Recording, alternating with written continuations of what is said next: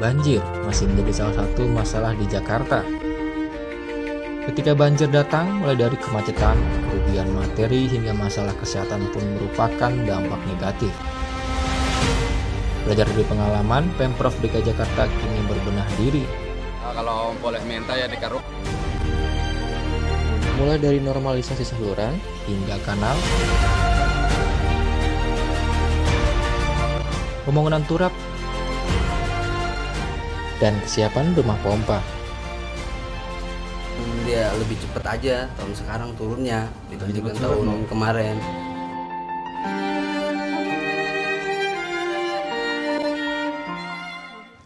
Para wali kota ada yang mau disampaikan? Ya, soal THR dulu. Menurut Bapak Ibu, ini fungsi keadilan tercapai nggak? Kalau orang baru masuk, berapa bulan sudah dapat THR?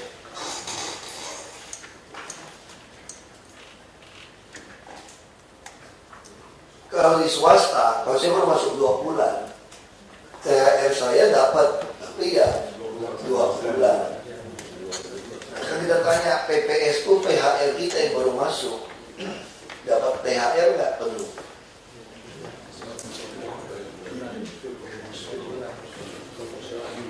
Hah? Proporsional kan? Karena saya khawatir nanti jadi temuan loh misalnya. Tapi ada satu teori yang begini, kan PPS itu kan kontrak 1 tahun 13 bulan. 13 bulan kan. Berarti dia wajar dapat loh. Itu juga bisa berdebat juga. Misalnya, saya baru masuk sekarang, kemudian butuh PHR. Terus saya langsung dapat gaji ke-13 karena THR. Saya baru masuk 2 bulan yang lalu lah. Ya kan? Pas sampai tahun 2017, saya ketemu THR lagi sebetulnya. Ya kan? Kalau Pak Ibu gunakan kontrak, saya kontrak setahun dapat 13 kali gaji bulan. 13 kali nih, saya masuk nih. 13 kali nih. THR berikutnya saya 14 kali. Nggak bisa juga. Nah, lebih baik menurut saya, dia dapat proporsional. Gaji kita bisa dadakan, kalau dia bisa lanjut lagi baru. Daripada kita kasih dia 13 bulan, nanti ke depan hitungnya. Kalau dia berhenti gimana? Apakah dia keberatan cuma dapat segitu? Saya kira mereka juga ngerti kok secara umumnya.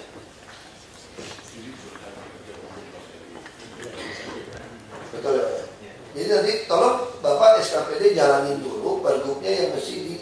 Tapi maksud saya udah siapin, turunin aja sesuai itu, nggak mungkin salah dari pergub. Udah, nggak pergubnya itu nggak proporsional. Ya. Karena kemarin waktu saya mau tanda tangan saya baca bukan proporsional. Saya kasih. Izin Pak Gubernur. Kemarin waktu saya belum paham memang ada diskusi ya BPKAD, inspektur juga ada yang melakukannya. Teman-teman semua asisten ada. Jadi kita ini memang kemarin masih bulat Pak asisten belum proporsional gitu. Tadi saya tekan pagi, karena itu Biro Hukum ditahan dulu, kita revisi dulu.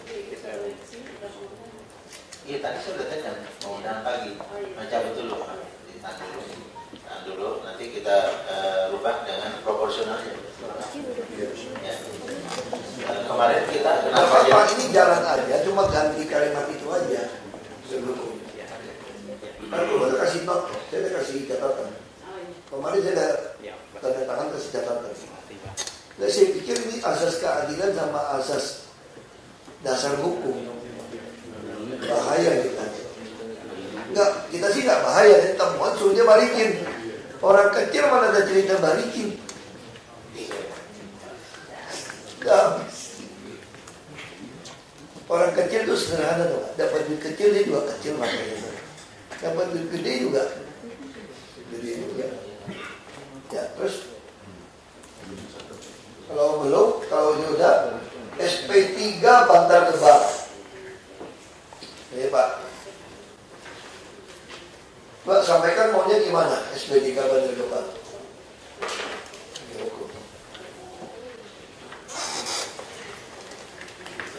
Mungkin Pak dari diskusi terima kasih Pak. Ini sudah ada pertemuan Pak dengan HHP, kemudian dengan Resolusi Housekeepers Pak. Pasti nanti kemarin dengan Biro Akas dan juga dari Pak ya, seperti TGUP. Laporannya bahwa kita sudah mengarah akan membuat SP3. Tapi seperti sampai ke Bapak ini kalau berdasarkan ada beberapa dengan musbida untuk antisipasi. Kami sudah buat langkah-langkah antisipasi untuk melaksanakan sebuah program TPST Bantar Gebang. Nanti setelah dikeluarkan SP3 itu ada jeda waktu sekitar 15 hari Pak. Sebelum selanjutnya kami bisa mengambil alih TPST Bantar Gebang misalnya. Nah maksud saya itu ini kan perjanjiannya kan memang di Dinas Kebersihan kan? Dinas Kebersihan kan? SP1 kemarin Dinas Kebersihan bukan? SP2 juga kan? Nah saya kira kalau udah dapat laporan resmi konsultan tadi, Bapak harus segera keluarkan SP3. Soal rapat puspida ya urusan rapat puspida, laporan puspida. Kalau Bapak tunda ini lagi tunggu puspida nih Pak, itu bisa celah hukum loh Pak. Kenapa Bapak ragu untuk mengeluarkan SP3 kalau laporannya sudah pasti adalah pemutusan? Hari ini juga keluarkan SP3. Hari ini keluarkan, Pak Sekda akan koordinasi, Pak PP ya, koordinasi dengan Polda Metro. Dia harus keluarkan, Bapak siapkan orangnya semua nih Pak. Nanti yang penting sosialisasi ke pekerja itu tetap sama. Sudah sampaikan kan? UMP DKI. Lalu nanti pihak swasta yang terlanjur kerjasama, pada pasang mesin, nanti baru nego sesuatu yang baru. Udah Pak, kalau sekarang harus itu pun ada catatan dia tidak gugat. Kalau dia ikut gugat, kan dia ikut gugat nih. Kan baru somasi. Kalau dia ikut gugat, ya tidak diamin Bu Yayan. Nah terus kalau polisi digugat terus pasang polis lain, ya bisa. Ini tanah kita kok. Dia nggak ada dasar dia bilang dia pasang polis lain. Gedung-gedung juga punya kita kan yang perjanjian kan. Ya kan? Ya udah kita ambil alih. Lapor ke Wali Kota Bekasi. Yang penting APBDP hibah ke Bekasi untuk jalan segala macam jangan dipotong. Masuk 2017. Jadi Pak mungkin pada saat rapat tidak kami undang ke Wali Kota Bekasi Pak. Ya. Enggak SP3 harus dikeluarin Pak. Kalau Bapak tunda itu celah hukum loh. Kenapa Bapak udah dapat laporan mau tunda SP3 betul nggak? Kita kan dulu tunda SP3 alasan nunggu audit. Kalau audit udah keluar Anda masih tunda, itu Anda dipertanyakan Pak tidak Pak. Keluarin aja Pak. Kalau dia mau benturan aja Pak, paling preman Pak, polisi Pak. Saya kan udah ajarin SOP-nya Pak. Kalau dia Bekasi stop pun, buang sampah di tengah jalan di perbatasan Jakarta Bekasi, tumpukin aja semua. Kalau mau ribut, kau mau pakai gaya preman kan? Satu lagi nawarin kita harga yang sama dengan Bantar Gebang. Iya, jadi izin Pak di 60 dulu Pak, itu ada perusahaan yang 35 hektar kan? 35 hektar dengan TPV yang sama. Kalau yang sama harusnya bisa kita bayarkan sama sebetulnya. Harusnya bisa sama. Dan kalau kita ada. Kalau itu sifatnya antisipatif Pak, Mas Andi nggak bisa masuk, kita akan coba buat di Bogor. Ya nggak usah juga, nanti dia sengaja bikin Bapak masuk ke situ. Dia dagang, nanti gabung. Orang Bantar Gebang ngajak dia join untuk bayar preman ngerjain kita. Kalau preman ngerjain kita lapor polisi aja Pak. Ya kan? Lapor polisi Pak. Dia mau benturan ya lihat aja siapa yang mau benturan. Oh buang aja sampah, tinggalin. Mobil ya asuransi semua kan? Sudah diusulkan lebih BPKAD Pak yang baru-baru ini Pak. Sama biaya servis juga harus beres. Jadi itu SP3 aja Pak, yang disiapin. Baik Pak, siap. Ya, itu memang tugas Bapak kan? Ya. Betul ya, masih SP3 kan? Iya, kan kita kemarin menundanya itu cuma dari peringatan sih. Nah, tapi ada SP2 Pak, SP3 Pak. Sama PHR kebersihan Pak ya, dia harus kerja 8 jam. Ini rata-rata tuh jalan-jalan Pak, jalan-jalan pun lihat sampah di median jalan, di taman, orang kebersihan nggak mau pungut. Maksud saya kenapa sih nggak bantu pungut? Kebetulan orang tamannya juga nggak ada, makanya fungsi lurahnya mesti jelas. Ini wilayah siapa yang urus? Banyak di media jalan di tengah ada sampah nih. Di taman orang kebersihan cuma lihat jalan, padahal jalan itu udah pakai street sweeper. Dia udah jam segini udah istirahat, Pak. Kan kerja kan 8 jam. Dia kalau bisa beli jalan pun dia mesti bantu buangin sampah yang ada. Kan tugasnya kan kebersihan. Mau di sampah mana pun dia lihat, kalau dia terus ngambil, misalnya gitu Pak ya, misalnya PHL itu bersih. Saya udah bersih nih karena dia bersihin street sweeper. Saya nggak boleh duduk loh Pak, saya digaji 8 jam ini Pak. Saya harus ngitari jalan yang mana. Saya sambil jalan, terus saya lihat, oh di pinggir tanaman itu banyak nggak bersih, nggak bersih. Saya ngambil nggak? Tetap saya harus ambil. Saya harus bersihkan, saya orang kebersihan. Kalau orang kebersihan itu filosofinya, saya tidak betah lihat ada barang kotor, gitu loh. Orang taman juga gitu. Mana ada taman yang kotor? Mesti tanaman yang sehat, yang segar.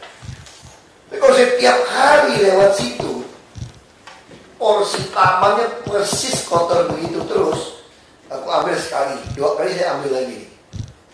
Aku lapor dong ke atasannya, ke lurah. Ini orang tamannya males nih. Kalau ini enggak, sifat kita udah enggak. Lihat taman jorok kan, ada tisu semua. Saya orang kebersihan nih. Oh, bukan punya saya. Bukan punya saya itu. Saya jalan aja lewat. Saya udah bersih kok. Padahal saya bersihnya juga street sweeper. Ini bukan punya saya. Biarin aja taman.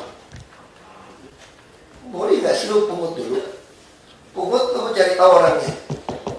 Pak Jabar tolong nih, anak buah lu gak beres ini. Tiap hari gue bersihin terus nih. Ya sama kayak anak kita lah Pak. Kita gak dihemat listrik kan. Anak kita kalau buru-buru sekolah, AC, lampu, kamar mandi suka gak matikan Pak. Ini semua anak mirip kok. Ya kita pikir dia buru-buru kayak matiin. Besok ulang lagi. Anda tegur gak anak-anak? Tegur. Ini gak sama. Ini bukan berarti pertama Anda tidak mau bersihkan.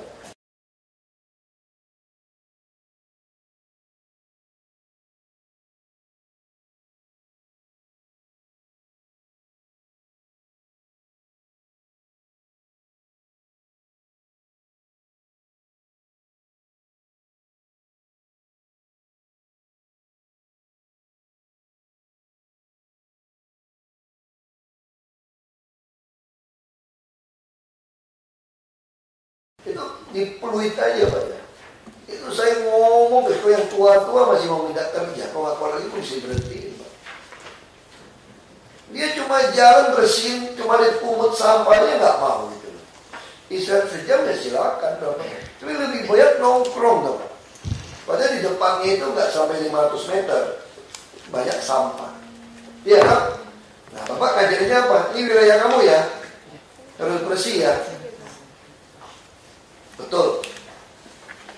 Tapi apakah berarti kalau di ini udah bersih, jam kerjanya masih ada, dia nggak mau geser ke sini? Geser, dia nggak mau geser. Nah, kalau kita kejar, kasih bilang ini, Pak orangnya kurang Pak, nambah lagi. Nah, nggak kurang. Kalau kamu udah bersih terus di sini Pak, ya, sungai tata tanaman, masyarakat juga boleh sungkan membuang di sini, boleh sungkan. Besok kayak tanaman. Apakah saya bersihin di makam?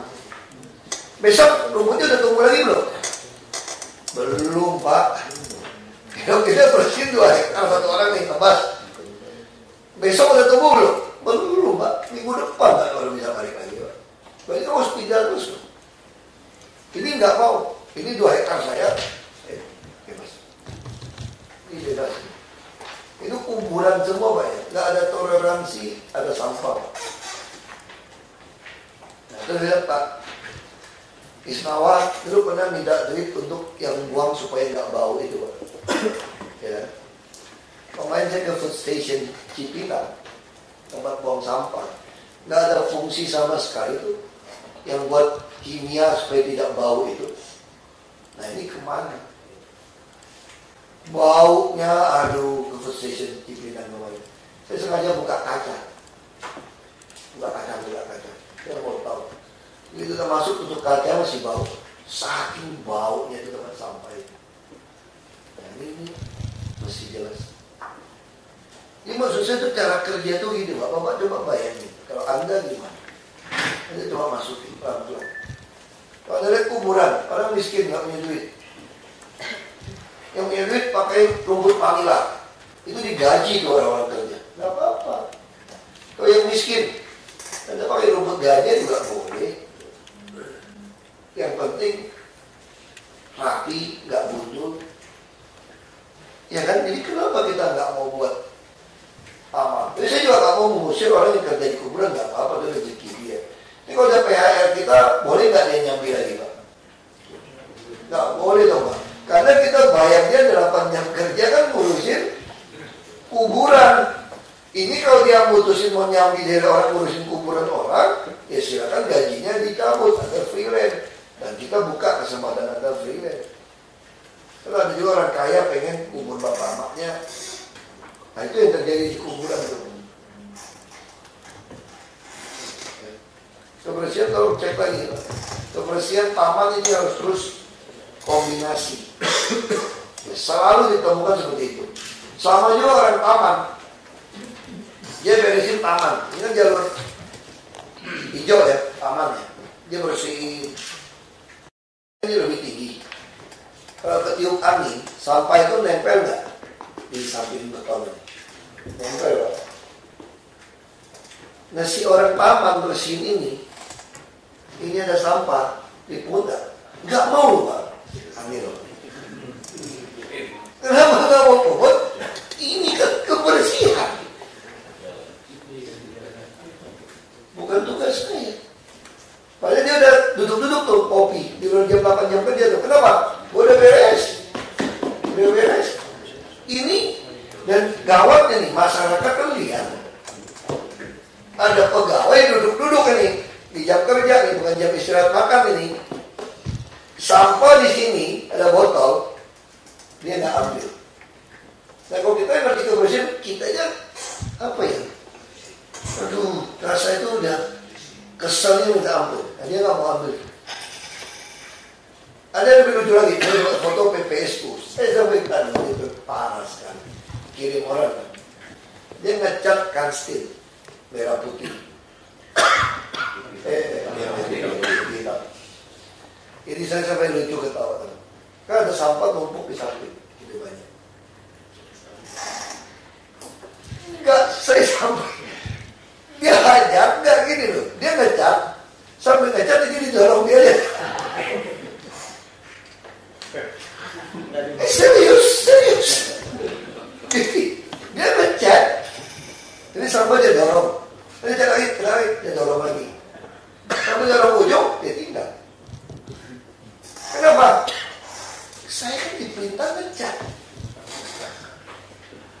Saya PPSU loh, diperintah ngecat. Soal sampah, nggak ada laporan kru. Kalau nggak ada laporan kru, apa gue kerja? Gue cuma mau kejar yang laporan kru dong, gue dapat poin. Nah itu berarti dia nggak ngerti kenapa dia kerja di bagian itu. Kalau orang kebersihan adalah orang yang betul-betul ingin bersih. Nah selama ini kebersihan itu adalah kesannya bahwa orang jorok. Enggak. Orang kebersihan kalau di luar negeri pakai putih, pakai yang makanya salah tuh Pak. Saya lagi berpikir Pak ya, lagi ngomong-ngomong Pak ya. Bapak kan suka iri tuh sama PPSU orangnya. Ya dong, kan iri dong. Orangnya kan iri kan.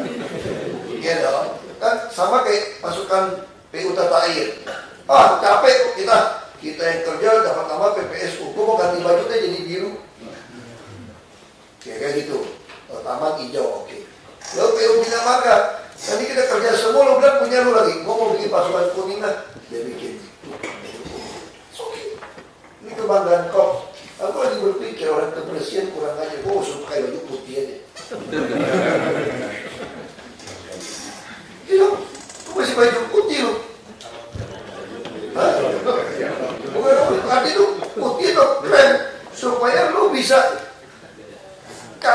betul-betul bersih, pakai sarung tangan semua.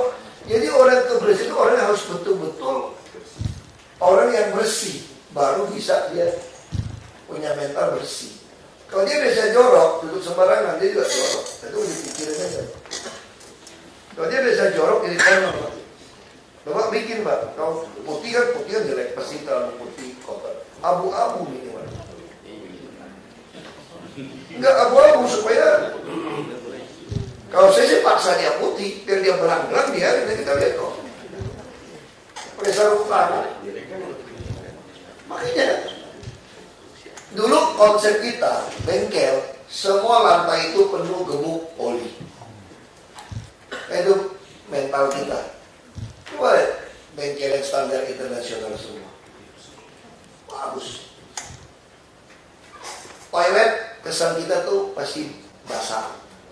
Itu kan dulu kan konsep kita loh. Coba kalau toilet orang Jepang, lu sampai stres mau kencing. Kenapa? Toilet dibuka, ada karpet lagi di parkir. Ya. Artinya apa? Dia maksa Anda untuk, kalau orang kita pertama kali kita dari kampung kan DPRD. Aduh, kalau sekamar pergi ketemu mereka tuh ampun. Satu kamar mandi shower bisa jatuh gitu. Kenapa? Satu kamar mandi basah semua. Itu kamar mandi kalau basah jatuh gitu di kamar mandi hotel-hotel itu. Karena nggak kebiasa. Nah, harus mulai bersih, Pak. Jadi akan hati-hati sarung tangan, topok. Kalau kecipratan nggak heran, Pak. Jadi mulai akan sapu-sapu itu dia bersih, jangan. Nanti dipikir itu, Pak. Kayak nggak pakai oranye, Pak. Putih, Pak. Tidak perlu, Pak. Kayak gitu. Saya punya pasukan sendiri kan. Kan kebersihan kan, Pak. Kayak bengkel sekarang. Hotel pakai baju training apa? Kalau dulu ditolak, Pak. Cepat kotor, Pak. Kalau putih cepat kotor. Kita kayak balik lagi ke putih. Ini baju putih itu dari Belanda. PNS Indonesia pertama kali waktu dari Belanda itu yang kita pakai hari Rabu itu seragam dari Belanda, kerja Belanda.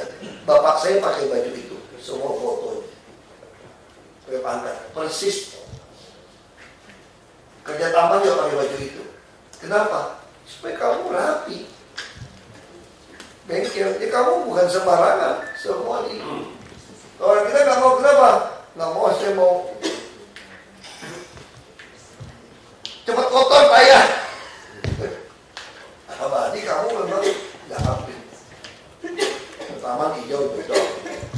Coba itu, Pak. Jadi saya mau orang kebersihan itu lihat mana sampah itu pungut. Orang paman juga nggak ada rasa mau nolong itu. Yang lebih lucu lagi yang badan air. Aduh, Bapak bisa ketawa. Ini naiknya badan air. Lagi istirahat, minum kopi semua. Keluar. Itu dia taruh sembarangan tuh. Orang paman dia, Pak. Kenapa nggak bersihin? Oh, itu bekas orang kebersihan. Oh gitu ya. Supaya orang badan air. Oh, kami kan bersihkannya sungai, Pak. Bersih, Pak, sungainya, Pak. Bersih sungai. Di atas kotor. Mantap. Nah, sama kayak PKL saya tanya. Tolong ya, ini jualan tolong nih. Beresin ini, jangan kotor nih. Ya, Pak, siapa? Ya, Pak. Gimana, Pak? Dia bayar orang kebersihan 20.000 buat bersih, kurang ajar. Ini toh kasih kecamatan, saya keluar hati bayar. Tapi tiap malam minggu, yang namanya food court yang pakai tenda, paginya masih jorok, Pak. Kalau pas petugas malas, hari Minggu hari ini jorok. Orang datang ke Jakarta, dia bilang Jakarta jorok. Nah, kenapa? Si kasih terima duit bulanan dari dia, tapi orangnya nggak bersih, nggak boleh. Jadi semua yang jualan itu, kalau dia mau suruh kita bersihin, duitnya masuk ke rekening. Jadi pola ini harus kita. Ada lagi wali kota. Ini Pak, bisa ngeratur sampai mana nih Pak? Swasta itu gimana? Baik Pak, sudah ada laporan Pak, kami laporkan ke Pak Gubernur terkait. Makanya jangan semua laporan tanya lagi sama saya. Saya tahu kalau saya disposisi pun saya udah bilang. Tanya sama saya, mau bapak mau BOO atau BOT? Tuh bapak mau pilih teknologi negara mana? Yang jalan-jalan kamu, yang saya yang ditanya. Gimana coba? Mau tanya teknologi apa gitu Pak? Bingung saya Pak Isna. Apa Pak, ini memang di Indonesia ini sudah hampir ada Ini 200 proposal. sudah Ada 200 proposal dari berbagai negara Pak, terkait dengan perizinan mereka untuk investasi ITF di Jakarta Pak. Saya laporkan di pertama Pak, ada PT Atsme Pak, ini dengan Ya saya udah baca semua suratnya. Nggak usah baca lagi kami. Nggak usah. Pengarahan kami apa? Semua rapi. Saya ulang lagi Bapak Ibu ya. Saya ulang lagi berkali-kali. Saya sampaikan. Pakailah teknologi yang terakhir, yang terbaik, yang terhebat di dunia. Nggak ada cerita kita pakai teknologi yang dulu. Nggak ada. Sudah jelas. Dan udah teruji dipakai oleh negara maju. Saya nggak mau negara abal-abal ngaku-ngaku kita dibuat kelinci. Coba, itu udah jelas pengarahan saya. Itu pertama Pak. Yang kedua, apa pengarahan saya? Semua yang bersifat rutin ini, sampai kita mati pun selama ada nama Indonesia dan DKI, tetap duit kita akan pakai. Boleh nggak dikasih kepada swasta? Kalau bisa tidak ada kasih swasta. Karena duit ini akan tiap kali keluar.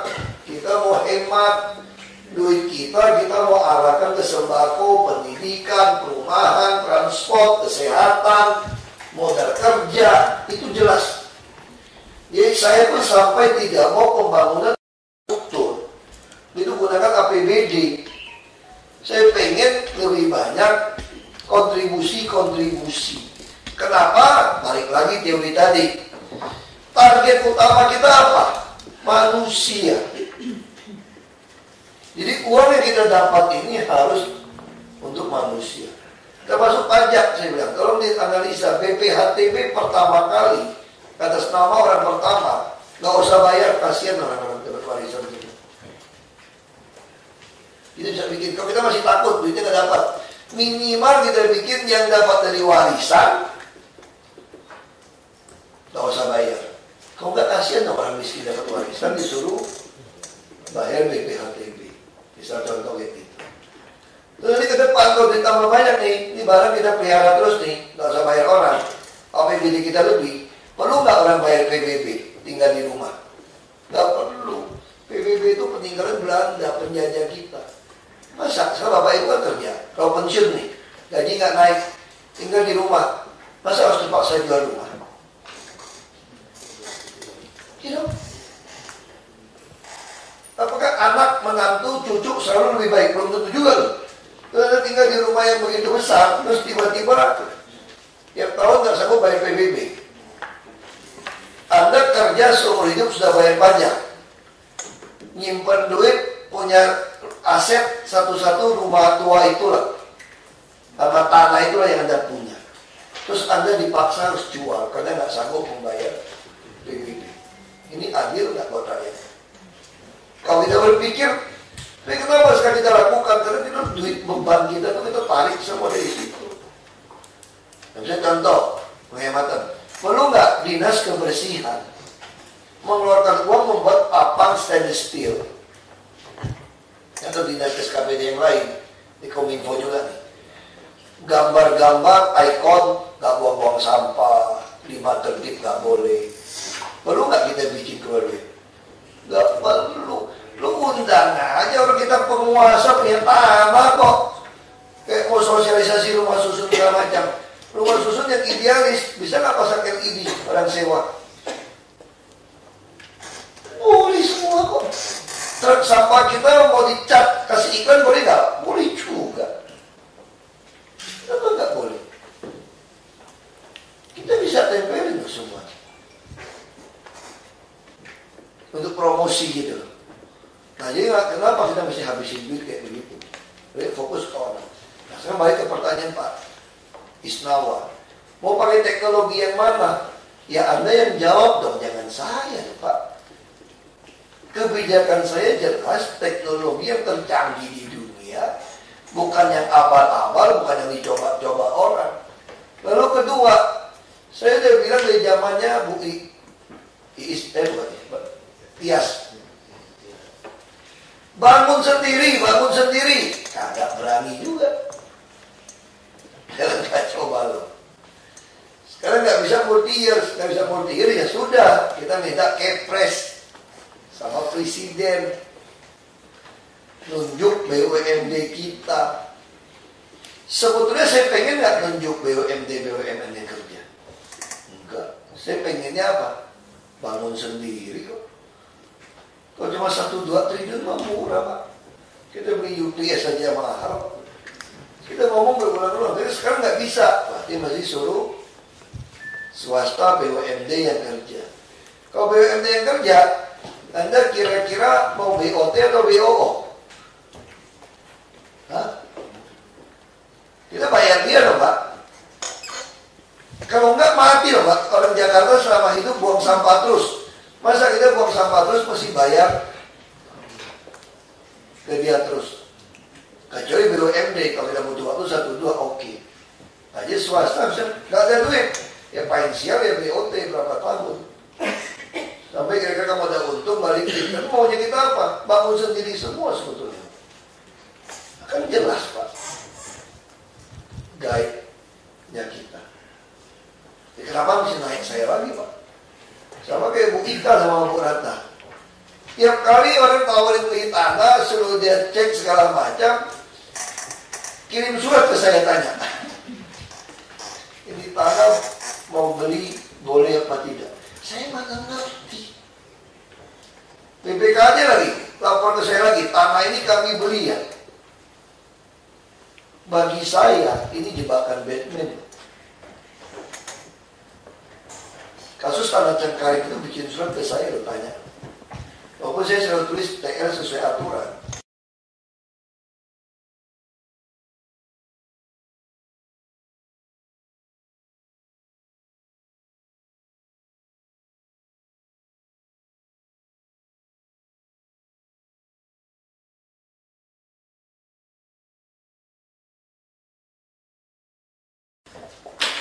Itu apa tanya sama saya? Kok kan saya walaupun saya jelasinnya udah jelas, tetap naik ke saya lagi.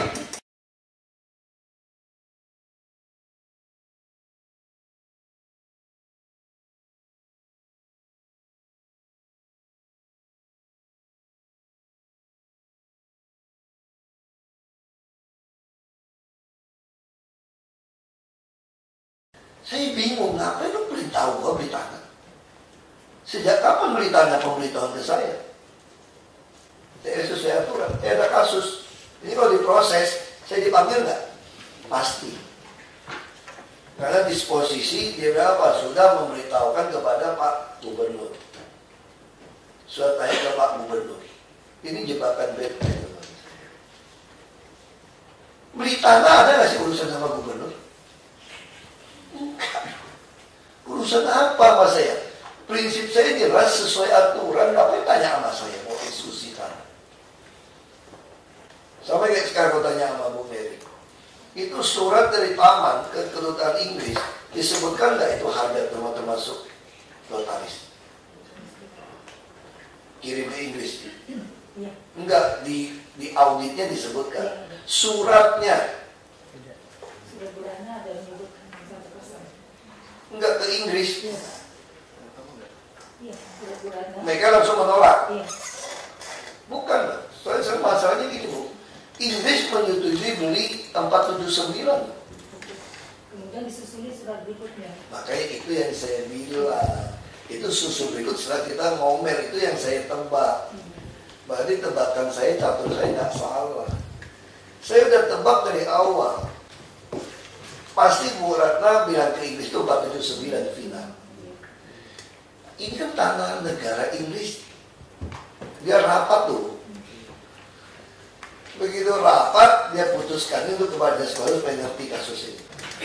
Begitu dia rapat, dia setuju 479. Begitu baik ke kita bilang, 479 Anda itu Anda harus bayar notaris kami loh 1%. Mau nggak Inggris bayar notaris sampai 4 miliar lebih? Di Inggrisnya nggak ada kok. Nah ini yang saya katakan mainnya halus. Begitu saya kejar lagi, langsung bilang masih susu.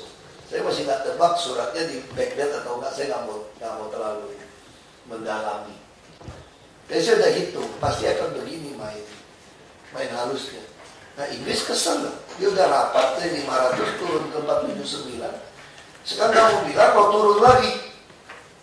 Kamu bilang ini termasuk notaris. Oke, masih halus. Terus saya tanya balik lagi.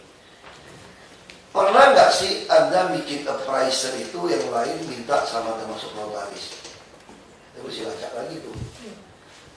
Nah, terus wajar nggak di Indonesia? Saya mau tanya, ada nggak orang transaksi beli barang, beli rumah, tanah, bangunan bersedia bayar notaris sampai 1%?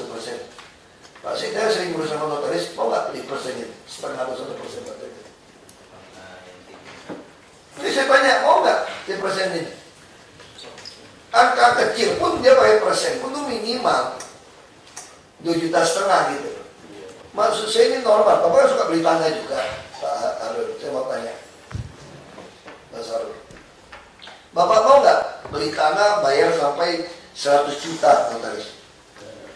Nah, sederhana toh. Nah saya tanya, ada nggak di sini? 100 juta udah nggak mau toh. Ada nggak bapak ibu yang beli tanah berapapun nilainya nih sampai bayar notaris 50 juta? Ada nggak? Ada nggak? Kan semua pernah beli tanah toh? Ada nggak yang mau beli tanah bayar notaris 50 juta satu transaksi? Nggak ada. 25 juta ada nggak? Itu aja nggak ada. 25 juta juga nggak ada.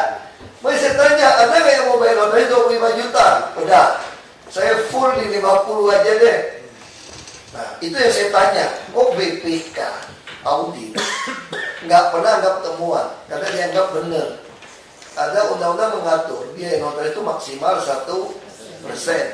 Itu sebetulnya tuh maksudnya itu minimal 0, takut kalau kecil atau takut kalian anggarin lebih. Tapi yang terjadi di kita manfaatkan ini buat nyolong duit. Itu salah satu kasus umur waras saya dengar orang yang bilang. Kan saya kan nggak ngerti bukan ini itu notaris. Saya tekan dia. Tolong dong notaris kamu dong yang urus. Saya nggak mau bayar ini. Langsung si Mulyadi ya. Yang punya. Saya nggak tahu nggak ada bukti rekaman. Dia bilang kalau nggak pakai notaris kami bermasalah lihat tanah ini. Karena di situ dimintain 3% apa dianggarin? 3%, gila nggak? Jadi uang ini buat bagi-bagi. Nah sekarang saya tanya, kita udah cek juga Bu Mary loh. Semua pemilik lahannya perumahan sama taman itu rata-rata 1% lebih untuk bayar notaris. Ini pasti kickback. Makanya saya minta cek PPATK. Notaris nggak mau buka. Saya tanya sama notaris kok. Wah begitu tanya notaris langsung dia pegang pasang badan menkops. Ini ada aturan Pak 0,5 sampai 1% Pak. Saya senyum-senyum aja. Saya tanya jujur ya depan ibu, saya tanya jujur. Pernah nggak orang beli tanah, beli rumah, bayar ibu pakai persentase gitu mah? Senyum-senyum, nggak pernah. Kok sama Pemda kamu kerjain? Terus kita bilang mau lelang, ngeles lagi pakai lelang notaris. Notaris nggak pakai lelang. Nggak usah lelang kok, notaris kok. Kan notaris, nah, ini permainan buying time, mainin saya tanah.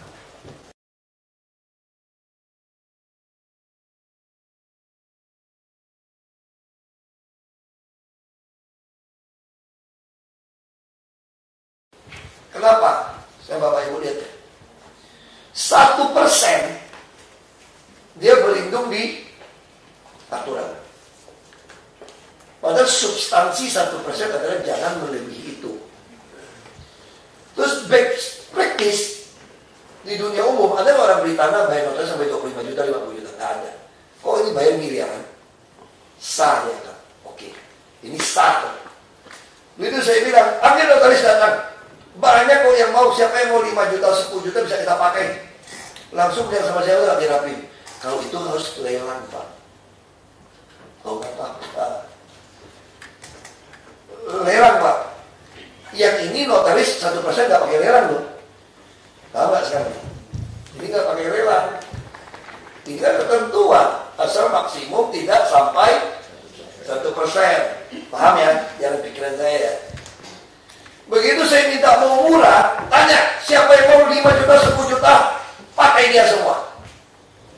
Jadi panggil notaris, siapa yang mau 10 juta atau 5 juta, saya pakai kamu. Semua transaksi kita pakai kamu. Oh nggak boleh Pak, harus lelang Pak. Nah, sekarang lucu kan? Ini ada dua hal yang lucu. Aku masih pura-pura bodohnya. Ya udah lelang nggak apa-apa, lelang nggak apa-apa. Nggak lama datang surat pemberitahuan ke saya. Notaris, ada ikatan notaris mengatakan bahwa mereka dalam badan hukum tidak pakai lelang. Patokannya adalah tetap 0,25 sampai 1%. Jadi pokoknya selama tidak melebihi itu ya tidak lelang. Betul nggak notaris? Betul. Betul, di notaris itu nggak ada kata lelang. Nah sekarang saya balik ke substansi ini. Berarti kalau ada notaris yang mau ngurusin jual beli kita 5 juta atau 10 juta, perlu lelang nggak? Perlu lelang. Kalau gitu perlu nggak kita anggaran main 1% jual beli tanah? Nah kalau itu kurang ajar nggak mainin 1% kita main miliar-miliar? Itu cara logika berpikir sederhana. Jadi mainin bertahun-tahun semua mainin kayak begini. Dan gak ada temuan berlindung diri balik sama kayak pengadaan barang kan. Ini fakta. Kalau saya undang notaris, apalagi notaris yang baru-baru. Sekarang penjualan properti begitu lesu, 5 juta juga banyak yang mau.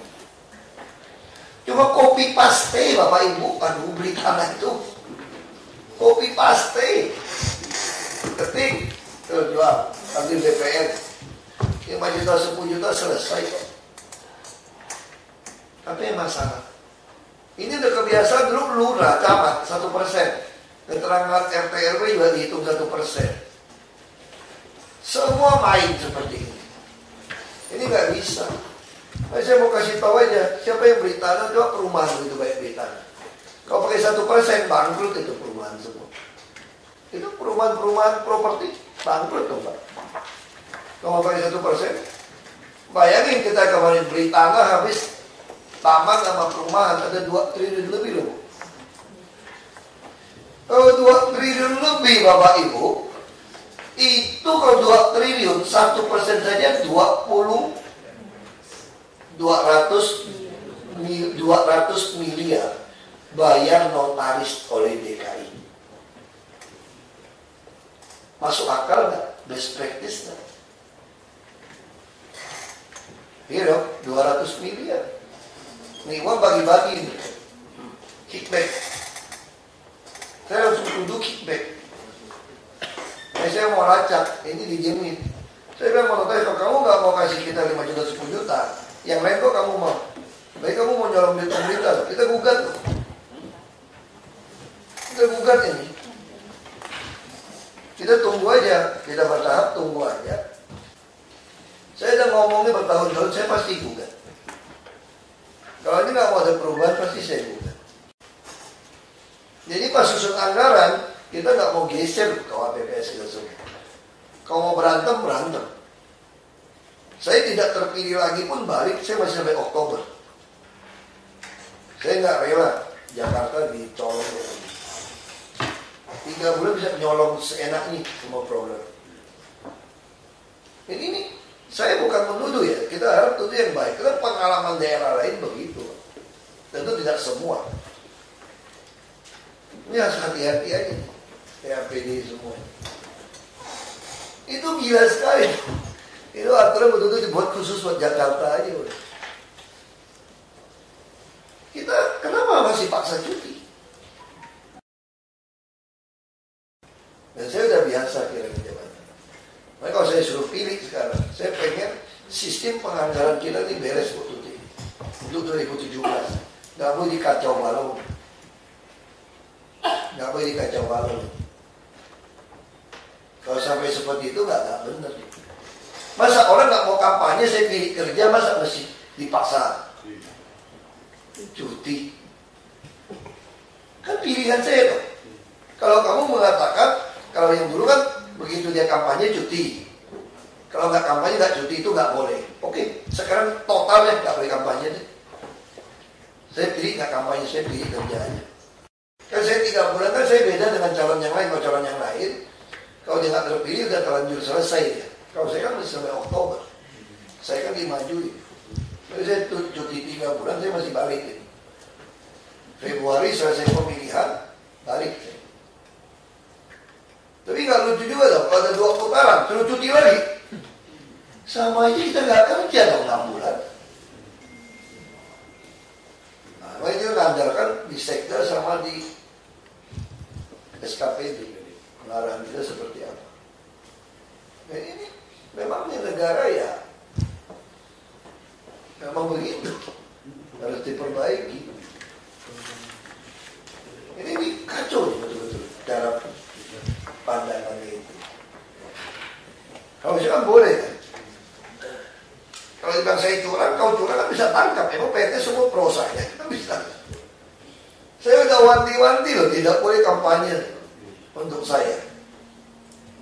Itu jelas kok. Kalau saya pura-pura belakang ngomong diam-diam, Bapak Ibu juga bisa rekam, bisa jualan ratusan miliar tuh untuk jatuhin saya nanti. Jadi ini udah enggak benar. Tadi catatan Bu Tuti ya, yang berkomunikasi itu. Ya, perubahan dari 2017.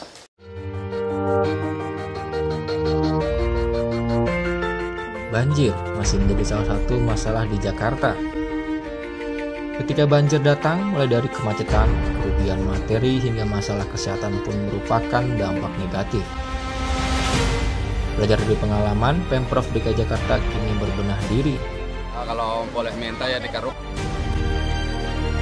Mulai dari normalisasi saluran hingga kanal, pembangunan turap, dan kesiapan rumah pompa. Dia lebih cepat aja tahun sekarang turunnya dibandingkan tahun kemarin.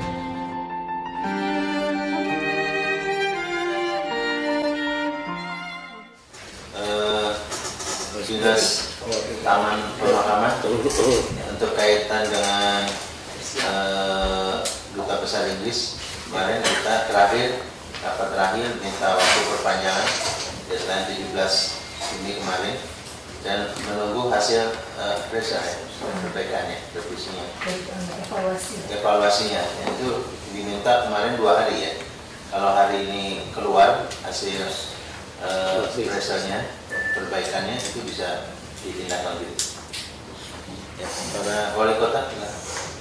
Nggak boleh lagi ya notaris yang 1% itu nggak ada cerita persenan. Nggak masuk akal jadi. Izin Pak, sebelumnya dan Pak Sekda, Pak Budi, dan Ibu kaitan dengan ini Pak, tadi bahwa warga masyarakat DKI berhak untuk mendapatkan kehidupan yang layak. Di samping itu juga untuk mensukseskan atau menunjang pembangunan tanggul NCICD yang ada di wilayah utara. Jadi sekiranya perlu pembangunan khusus sistematik Pak, yang mendesak Pak, karena warga masyarakat yang ada di sana kan nelayan Pak. Ya, nelayan kan udah ada gambarnya Pak, gambar yang masuk kanal-kanal buat kapal nelayan sudah ada selesai gambar tuh, Morangke juga Pak. Nah kerjanya ya Pak, cari pengembang mana yang kewajiban. Ya, Morangke yang sudah. Kita masuk kanalnya dibuat Pak. Kalau bikin kanalnya kita bisa suruh megang seat pipe, kita bisa gali sendiri Pak. Seat pipe sendiri. Kalau dia mau kerja lebih baik Pak. Ya nelayan itu rasa kayak tinggal di Pantai Mutiara gitu Pak. Punya kapal, parkir di kanal, dia lihat. Ya. Yang lain? Ya, Bu Panti. Mungkin Mbak Bina, masih Pak. Kalau saya sampaikan terkait dengan kegiatan penataan aset yang terakhir di Pulau Seribu kita lakukan di Sejuda, Pak. Terakhir itu ada klaim dari Dirjen Perhubungan karena di sini ada mahasiswa, tapi kami sudah perintahkan untuk aset-aset kita yang ada di sana seperti docking, rumah sakit, posko kesehatan maksudnya, termasuk juga sekolah ya, untuk dicatatkan dalam aset kita, Pak. Sementara terkait dengan permasalahan tanah masyarakat, kami juga akan sedang melakukan untuk koordinasi rapat dengan beberapa pihak terkait termasuk BPN untuk menelusuri sebenarnya itu menjadi tanahnya siapa begitu. Itu Pak sebenarnya yang kami sampaikan. Terima kasih.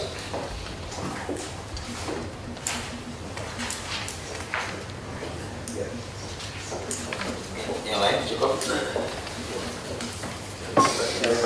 Pak Asisten Asbab. Masih coba ini berkait dengan kami keluarga yang minta untuk uang korban itu dibayar. Memang di Pergub yang nomor 10 itu ya Pak. Jadi itu kan angkanya kan sudah dinaikkan menjadi Pergub 7 kita juga dari 2 juta per orang menjadi 3.100.000. Nah ini sebenarnya anggarannya untuk 2016 nya ada Pak. Jadi kami dari koordinasi dengan BPKD. Jadi bisa dibayarkan Pak, jadi dari Januari sampai Juni. Kalau bisa dibayarkan, sesuai aturan ya bayar. Mereka mau kejar lebaran. Kurangnya di perubahan nanti. Ya nanti di perubahan tambahkan. Iya bayar dulu. Ya. Baik Pak. Satu lagi, ini memang ya susah. Memang orang kerja itu bukan bagian dari penggantian. Soal RT RW Pak, surat Mendagri yang Bapak Dinas Bapak ke saya. Sekarang sudah ada dari Mendagri untuk urusan KK, akte lahir macam-macam. Selama udah ada data, itu nggak perlu rekomendasi RT RW. Ini jelas. Soal tanah kita udah jelas surat pernyataan. Nah, bagaimana untuk yang pindah? Kan masih butuh RT RW ya. Tapi kalau RT RW-nya menghambat, tidak mau bantu, cukup pernyataan dia juga Pak. Dengan 3 orang tetangganya dicek. Toh IKTP kan seluruh nasional sama, sudah ada data juga. Yang kita tidak mau birokrasi di bawah dihambat oleh RW yang nggak benar. Ya itu seluruh wali kota. Tolong dilacak oknum RT RW mana yang hidup dari lahan parkir, dari lapak, termasuk dari restribusi bulanan. Terutama di perumahan mewah terjadi keributan. Pondok Indah baru ribut nih RT RW sekarang. Pondok Indah Pak, beberapa lagi tanganin ya. Itu karena duitnya nggak jelas. RT-nya protes sama RW-nya nih. Nah model-model ini kalau sampai nggak ketemu lebih baik kita ambil alih Pak Istawa, kita yang tanganin. Kalau soal keamanan saya kira Pol PP juga sanggup kok. Untuk wilayah tertentu pasangnya CCTV, kan sekarang orang perumahan ada CCTV. Kenapa? Gitu Pak. Kenapa sih masih perumahan sampai mempekerjakan hansip? Emangnya masih ada hansip Pak dalam dunia kita? Nggak ada hansip. Ya ada cuma satpam. Nah kalau perumahan mewah dia mau mempekerjakan satpam sendiri, ya silakan. Ya kan, Anda kumpulkan uang, itu silakan Anda berdebat dengan warga Anda. Tapi kalau ternyata warga keberatan kemahalan, boleh nggak kita yang ambil alih misalnya, rumah kampung? Boleh. Kalau dia mau security silakan urusan dia, kalau dia udah berantem nggak beres, kita ambil alih loh Pak. Duitnya bayar ke kita. Kalau gimana? Terutama kebersihan dulu, nanti baru keamanan. Yang pasti kita nggak mau urus. Nah kalau nggak mau urus dia nggak punya duit, kumpulin orang miskin gimana? Ya kita dong jaga keamanan ya Pak, pasang CCTV, diprototin, ditutup pintu. Ini negara ini seolah-olah rakyat itu mesti melindungi dirinya sendiri tuh. Kan salah sebetulnya. Masa kita harus melindungi diri sendiri sih? Nah kalau dia komplek mewah silakan. Kalau dia, ini kayak Pulau Utara Pak ya, saya dapat laporan dari 300.000 dia mau naikin 1,4 juta Pak. Itu satu RW, kan lupa di RW berapa, di Pulau Putri atau apa. Yang selalu masalah tuh dulu kan RW kan jualin taman kita itu Pak, yang ribut itu Pak. Mungkin kan ada rezeki itu udah kita ambil. Dia 1 bulan kalau 1000 rumah tuh 1,4 M loh Pak. RW. Jangan main-main. Anda cek perumahan-perumahan mewah itu rata-rata sebulan tapi bayar 1 juta lebih. Termasuk kebersihan macam-macam keamanan. Nah itu harus dilihat tuh Pak. Ini bayar kita berapa? 1000 rumah aja udah 1,4. 1 orang. Gimana gak oknum RT berantem dia? 1 bulan uang segitu. Nah ini Jakarta ini. Belum lagi diparakin yang buka toko, restoran. Nah, kita masih tutup-tutup mata lah. Mereka mau bikin festival itu ini pantas nggak pakai duit kita lagi? Nggak paham. 1 jalan ditutup, didagangin, itu duit nggak? Kasih aja saya 1 malam Merdeka Barat, Merdeka Timur gue tutup, gue jualin untuk bersama malam. Untung nggak sih? Untung. Jadi kalau orang Pak Wali Kota kalau ngajuin minta ormas bikin kegiatan yang nggak masuk akal untuk jalan jangan kasih. Maksud di kampung-kampung jalan itu kalau mau yang sepi boleh. Itu panggil UMKM. Itu cari duit itu. Duit gede itu. Ini bekas camat semua kasih tahu. Lewat RW, lurah, oknum lurah juga dapat. Pol PP apalagi dapat. Makanya saya beri Pak Jufan Pak. Saya pengen Pol PP dibersihkan dari mental minta-minta uang preman. Saya beri Pak Jufan, saya tahu Pak Jufan orang yang nggak terima duit. Saya tahu Pak, tipe orang yang suka main duit, nggak main duit. Ini nggak main duit nih. Memang kadang-kadang dia sombong agaknya. Ya sombong-sombong dikit nggak apa-apa. Dia kan ke Pak Pol PP gitu. Tapi yang penting jangan terima duit. Orang bilang kamu ini gila hormat nih. Ya nggak apa-apa lah. Kukira semua orang juga ada gila hormatnya juga. Ya nggak apa-apa lah. Macam-macam masukannya. Tapi yang penting saya tanya, dia jujur nggak? Terima duit nggak? Terima setoran nggak? Ini Jakarta. Anda jadi camat lurah di Taman Sari saja Pak. Sawah besar ya Pak. Bangga besar itu. Sodom Gomora itu Pak. Itu Pol PP kaya raya Pak. Terima duit setoran situ aja. Nah saya pengen ini. Kita nggak bisa lagi. Kita mesti terhormat, terima duit yang terhormat. Nah itu saya harap Pak Jufan bisa tangani. Nggak ada lagi cerita uang store.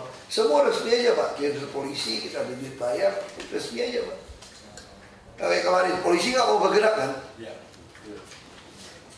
Lalu banyak ngomong ada Pak. Udah nggak apa-apa, catat aja.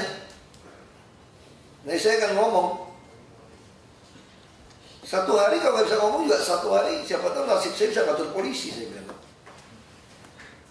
Itu semua dicatat ini. Baru negaranya bisa beres. Kita buat daftar isian masalah kata aku. Kita sampai tingkat ini sampai tingkat ini oh dia tahu kayak gini. Kita udah belajar banyak ini. Kan makin lama makin tahu kan. Jadi kita lakuin itu. Ya Pak Jufan harus beres ini. Nggak boleh ada anak buah malakin tempat-tempat. Siapa? Apalagi ke tempat pijat lagi, nggak gratis lagi Pak. Itu lebih kacau. Sama nggak mau dengar lagi malakin rumah Pak ya.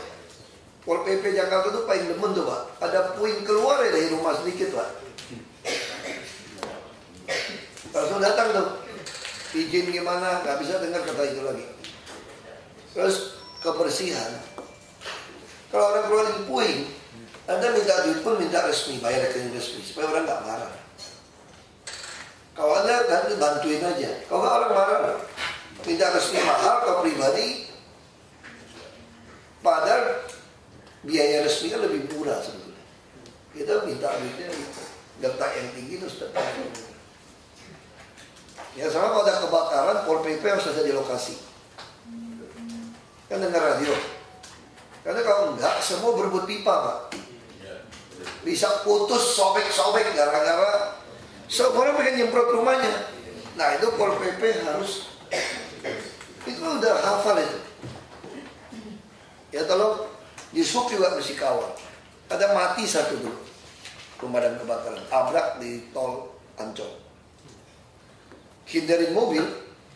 Jadi orang-orang sekarang nggak ngerti bunyi wing, dia nggak ngerti dan nggak ada di subkawal. Dia menghindar, tabrakan, pecahkan koraknya.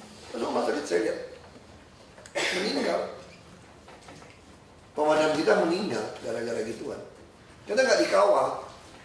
Dia menghindar mobil orang masuk, nabrak temannya, kena otaknya pecah. Kalau saya di rumah sakit lihat rontok, saya ketawa nggak ketolong. Pasti lewat. Udah lubang otak. Nah itu contoh, tolong disub semua seperti itu. Ya Pak Jokowi beres juga Pak. Siap. Kalau nggak beres ya nggak tahu lagi mau cari siapa. Saya masukin tentara udah. Betul, masukin angkatan laut udah mungkin. Nggak mau pensiun. Masih ada? Biasa taman udah tahu. Taman ya. Kominfo baru. Ya. Tahu tugasnya. Kenalan Bu, boleh. Asia ekonomi kenalan. Boleh, silakan. BPBG. Ya, 2 menit, silakan. Iya. Berdiri aja Bu, supaya kelihatan cantiknya Bu.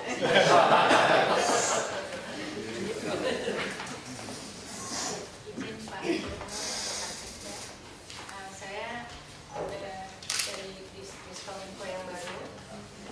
Saya tadinya dari sekretaris BPPBG dan saat ini ditugaskan di Diskominfo. Kemarin secara sepintas saya belum pernah sama sekali di Diskominfo, tetapi saya mencoba untuk mempelajari permasalahan-permasalahan yang ada di Diskominfo. Kemarin Sabtu Minggu saya baru mendapatkan informasi hanya dari media sosial, dan pagi tadi kami sudah mengumpulkan sedikit dari bidang-bidang yang ada untuk menindaklanjuti kira-kira apa yang bisa dilakukan untuk permasalahan yang kemarin saya temukan di medsos. Siang ini insya Allah saya akan lanjutkan untuk bidang-bidang yang lain. Tugas Ibu jaringan. Itu Pak Setiaji, jaringan. Smart City udah bagus. Jaringan kita Bu. Saya pilih pakai 4G lebih cepat daripada pakai Wi-Fi. Wi-Fi-nya kita nggak bisa pakai. Betul nggak di semua? On off, nggak normal. Itu buat apa? Kita punya Wi-Fi bayar puluhan miliar. Jadi masing-masing langganan kecil-kecil aja. Terus sekolah juga jadi masalah. Pendaftaran sekolah ini semua kita bikin satu pintu, dipikirin semua. Saya kira itu. Terus Ini Pak Gubernur, Pak Sekda, nama saya Sri Haryati. Mulai Jumat kemarin saya di Biro Perekonomian Sekda DKI Jakarta. Sebelumnya saya di bidang ketahanan pangan, Dinas Kelautan, Pertanian dan Ketahanan Pangan, Pak. ini doktor ini. Doktor ini kan, S3 kan? Ya Pak, S1 saya perikanan, S2 saya di kelautan, S3 saya di pengelolaan sumber daya lingkungan. Terkait dengan tugas di Biro Perekonomian, saya tadi juga sudah melapor kepada Pak Asisten Perekonomian Pak. Dan Sabtu Minggu kemarin teman-teman dari SKPD terkait juga sudah banyak pesan-pesan yang perlu segera dikoordinasikan di Biro Perekonomian sesuai arahan Bapak, khusus untuk ketahanan pangan. Insya Allah juga mudah-mudahan bisa kita lakukan. Terima kasih. Assalamualaikum warahmatullahi wabarakatuh. Tugas Ibu adalah ketahanan pangan, rakyat bisa dapat yang murah, rakyat bisa usaha memanfaatkan sumber daya alam yang ada, baik di laut, di darat, semua tanah kita. Jadi saya ingin betul-betul rakyat gak usah pikirin soal isi perut, itu harus dipikirin, dianggarkan betul. Karena target kita orang, jadi harus mengerti. Ya Pak Hadi nanti bilangin dia harus fokus soal beras miskin di Kesra, itu yang lain juga. SLB segala macam juga mesti fokus. Jadi nggak boleh ada satu anak pun tidak sekolah bisa di Kesra. Yang agak terbelakang tidak urusin. Karena waktu dia besar juga jadi beban kita. Dia nggak ada satu anak pun hilang, semua diurusin.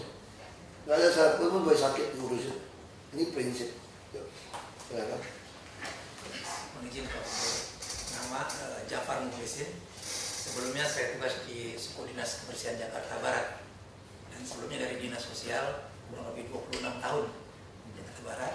Kemudian pada saat ini diberdayakan untuk terkait permasalahan taman dan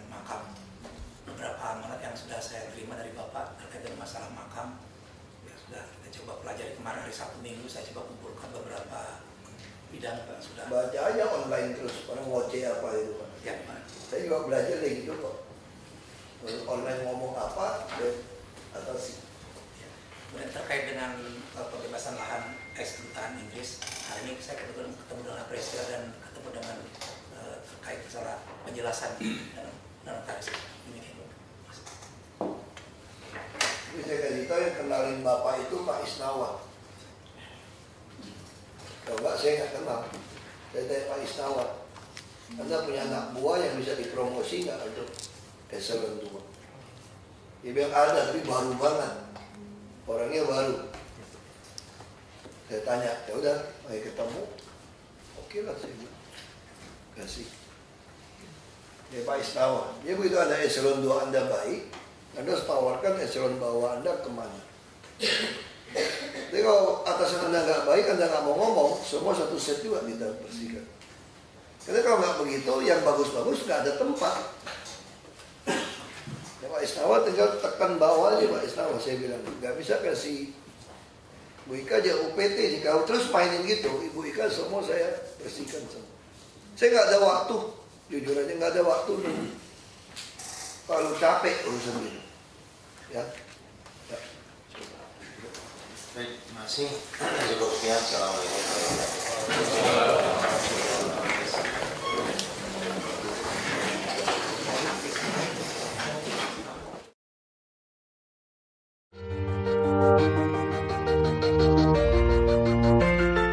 Banjir masih menjadi salah satu masalah di Jakarta.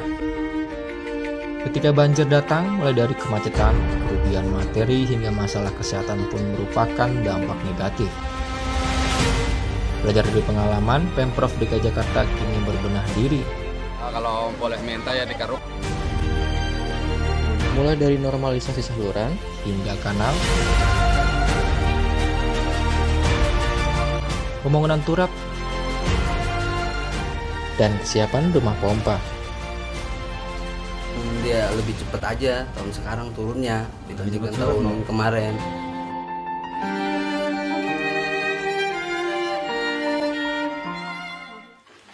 Baik.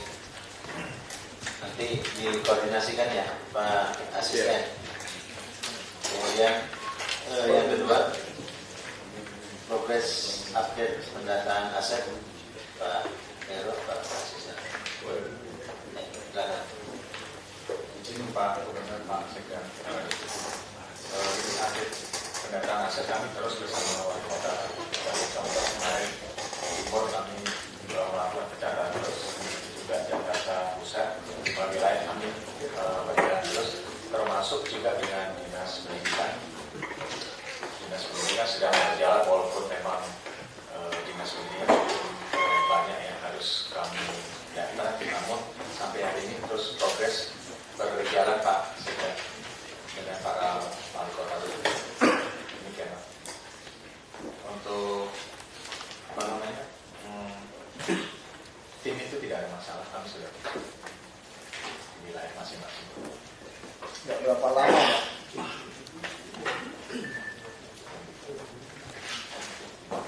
Ya, izin Pak. Setiap hari kami mendata di KPAD Pak. KPAD bersama wali kota. Mungkin ada Pak Wali Kota Timur tambahan silakan. Termasuk BAST fasus masih beresin loh Pak. Banyak sekali belum kasih. Kalau BAST setiap kami Kelapa Gadingnya belum kasih. sebagian besar kelapa gading sudah Pak. Itu cuma dicek loh. Di MOI itu pasangnya LED, udah hitungannya di mana? Nggak apa-apa dia pasang LED. Pembagiannya 30% harus. Jadi kalau Kominfo manfaatkan semua LED yang ada untuk pasang-pasang iklan kita, BPJS, 5 tertib, itu harus diulang-ulang nih. Masyarakat harus diulang-ulang. Itu pentingnya BPJS sama 5 tertib itu. Ini konsep BPJS, saya ulang lagi Bapak Ibu. Kita bukan, jadi kalau misalnya rumah sakit RSUD, ngomong gini, RSUD ngomong gitu ya. Rumah sakit kami 80-90% adalah pemegang BPJS, JKN. Hebat gak? Hebat kalau swasta. Kalau kita tidak hebat.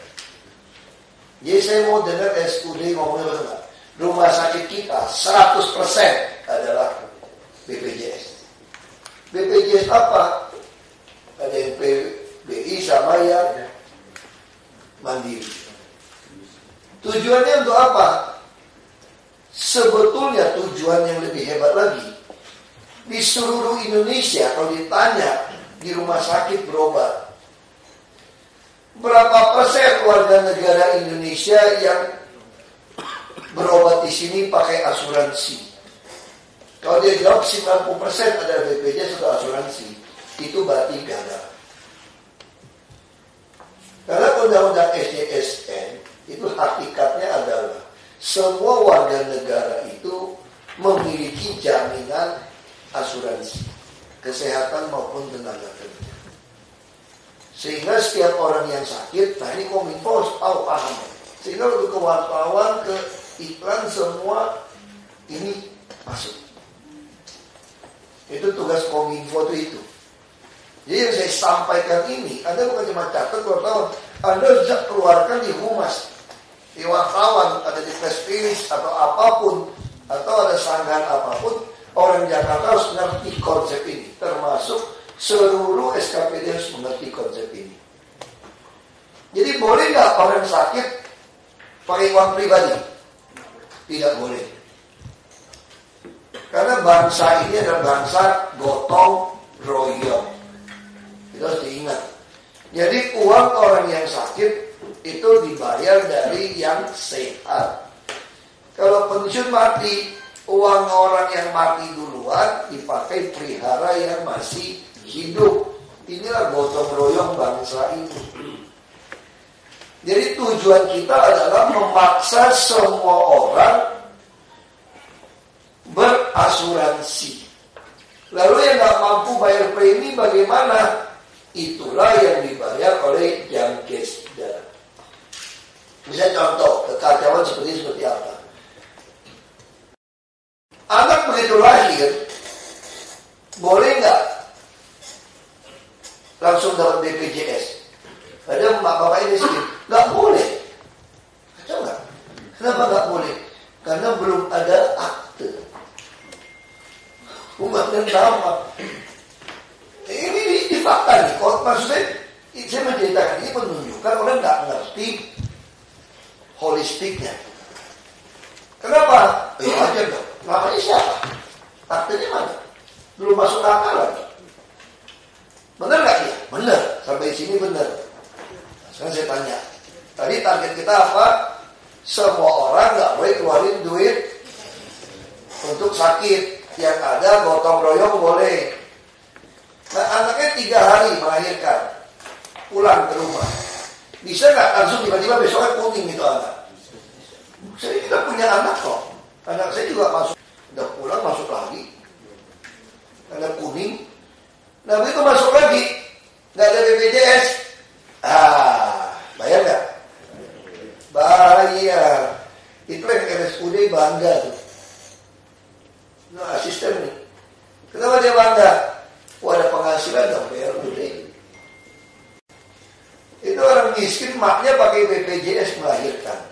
Begitu habis seminggu anaknya sakit, karena mulai tiba-tiba kering korengan, masuk sore lagi, klinik lagi, mati nggak? Semua RSUD kita sore itu jadi rumah sakit swasta. Ini mesti duduk pikirkan juga loh Pak. Saya nggak menyalahkan dokter mau praktek swasta, nggak apa-apa. Tapi Anda harus dibayar berdasarkan asuransi, bukan tarif sendiri. Lalu kalau saya praktek sore nih, dokter Pemda nih, pakai fasilitas RSUD Pemda lagi praktek ini. Kan pasien yang tadi BPJS karena anaknya nggak bisa, terus saya tolong ini harus dimasukkan ke Opname. Kalau Anda baru punya anak, Anda takut nggak? Dokter bilang mesti Opname. Bayar nih, mesti Opname nih. Dan takut-takutnya juga masuk Opname. Itu Opname harus bayar kamar nggak sekarang? Bayar. Begitu seminggu nggak keluar di 12 juta, kira-kira jual motor nggak? Jual rumah nggak? Nah kalau itu terjadi, berarti semangat gotong royong dalam undang-undang SJSN tercapai nggak? Tidak. Nah, saya udah ngajar sampai kayak anak sekolah nih jelasin kayak gini. Kalau Bapak Ibu masih nggak bisa terjemahin di dalam RKPD Bapak Ibu, saya udah nggak ngerti lagi. Lalu gimana caranya? BPJS 4 tahun. Ya sudah, Dukcapil digerakkan. Begitu orang udah hamil tua, kan punya data nih di puskesmas, mau lahir di mana, punya nggak? Punya sebetulnya. Kita udah bisa siapkan belum kartunya? Begitu lahir juga masih kuburu kok. Bapak Ibu siapa? Namanya siapa? Bisa nggak langsung keluarin sertifikat akte lahir? Bisa kok kalau mau. Begitu dikeluarin, kalau dia nggak mampu, Jamkesda langsung terbitkan BPJS. Langsung Jamkesda bayar ke, itulah gunanya Jamkesda. Hanya Jamkesda nggak fungsi. Bingung. Bisa cari orang juga tuh. Jadi Jamkesda itu nggak boleh orang yang sembarangan. Ini adalah bos yang baik hati. Begitu orang nggak mampu punya asuransi, dia bayarin. Jadi semua orang, lurah, wali kota, dorong semua orang ketemu siapapun. Orang keturunan Cina ketemu orang, udah makan belum? Kira-kira gitu kan pertanyaan itu udah nggak usah diajarin tuh. Belum. Datang. Nah, saya pengen seluruh pejabat kita kalau ketemu masyarakat sudah punya BPJS belum? Nah, ini mereka bisa tahu. Ini tugas Kominfo. Untuk terus ingatin. Perlu nggak kita blast ngabisin duit SMS? Kalau mesti bayar? Nggak perlu, ngapain bayar? Kan semua pejabat itu udah bikinin email dari dulu. Ya kan? Terus pasang di LED. Harus tekan terus nih. Jadi fungsi Kominfo itu terus. Jadi pengarahan ini harus sampai ke bawah. Seluruh PNS harus tahu. Nah, kayak sama kayak kita perusahaan ya. Kalau Anda kerja di iPhone, semua pegawai di iPhone, sampai tukang cucinya, sampai tukang toiletnya, ngerti nggak filosofi iPhone perusahaan ini? Harus tahu. Kenapa dia bikin iPhone? Ini bukan handphone. Ini buat human, gitu. Orang harus ngerti nih. Nah, kita juga sama. Kita jadi pejabat, target kita adalah membuat SDM tangguh. Gimana ingatnya? Kepalanya penuh, perutnya penuh, dompetnya penuh. Itu aja. Ini harus diulang-ulang ini semua. Ini semua target kita itu. Jadi data aset Pak harus dibuat batasan nih Pak. BAST progres pendataan 6 bulanan mesti dilaporkan. Dan saya ulang lagi ke wali kota, yang dimaksud aset adalah yang Anda catat. Semua tanah negara yang sudah pernah Anda keluarkan 300.000 oleh APBN, 300.000 rupiah ya, bukan US dollar ya. Semua tanah negara yang Anda sudah pernah keluarin 300.000 rupiah pun oleh APBN atau APBD harus dicatat sebagai aset Pemda. Itu definisi aset Pemda. Tanah negara pasti aset Pemda nggak? Belum tentu. Bisa aset orang. Ya. Tapi tanah negara yang udah kita pakai dan kita kuasai, kalau kita nggak catat sebagai aset Pemda, itu digugat orang bisa kalah nggak? Bisa. Tolong sekarang semua dicatat. Mana yang dicatat? Yang udah pernah keluar 300.000 rupiah pun sudah layak dicatat sebagai aset. Ini tolong ini. Ya, ini jelas ini. Saya udah bilang kalau saya rapi, pengarahan sampai SOP Bapak Ibu masih nggak ngerti. Ini tugas Kominfo terus ingat. Ya apa. Itu Kominfo ya. Baik untuk internal maupun eksternal. Disampaikan. Apa itu? Jadi Pak Gubernur, mungkin persoalan aset ini di samping catatan ada progres penertiban juga nih. Tempo hari Pak Asbam terkait dengan rumah dinas dokter ya, puskesmas itu belum tertib ya. Ini mungkin perlu dirapatkan lalu dibuat schedule gitu nanti mungkin Pak lakukan penertibannya ya.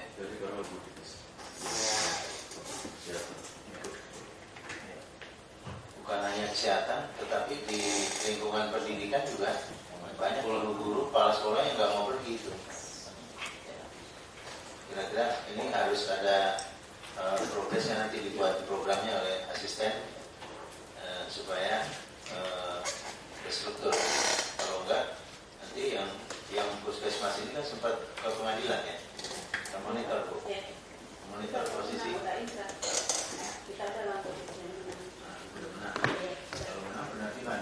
tegasin aja, tapi penelitiannya dengan lebaran begitu dia motor. Terus satu lagi yang kantor apa tuh, bukan balai diklat ya, yang mau bangun rusun, yang punya tenaga kerja, protes juga orangnya tuh. Ada bekas-bekas pegawai tinggal di situ. Nah kalau itu gimana? Dia nggak ganti rugi, nggak ada. Jadi kita nggak ada lagi uang kerohiman Pak, diajak semua. Ingat nggak tahun 2013 waktu masih Ibu Ipi?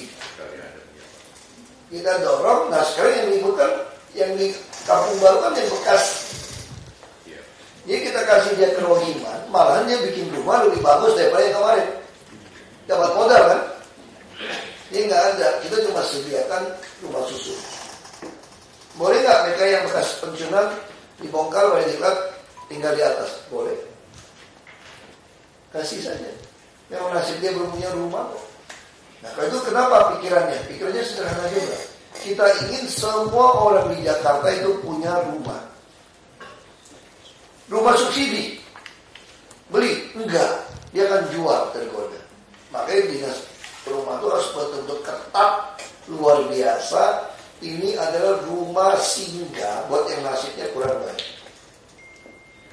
Kita nolong anaknya dapat KJP, usaha dagang, ngajarin macam-macam, kasih naik bus gratis. Harapan kita satu generasi, dua generasi akan datang, dia sudah tidak tinggal di rusun. Lalu rusunnya dijual ke dia? Enggak. Karena orang miskin selalu akan ada di kota Jakarta.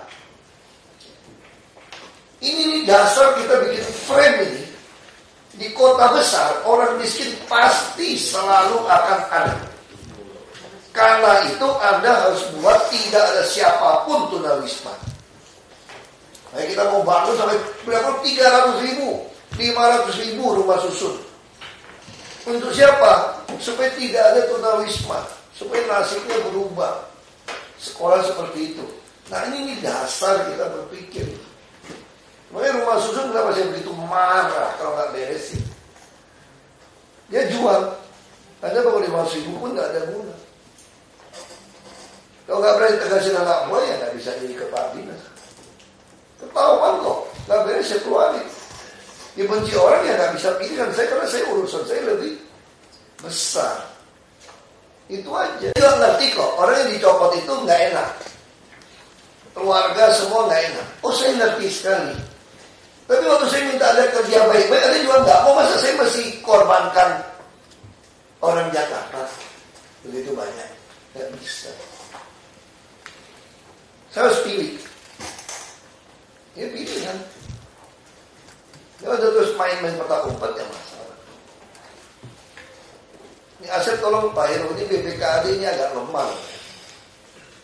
Manajemennya lemah. Masih cepat beres itu.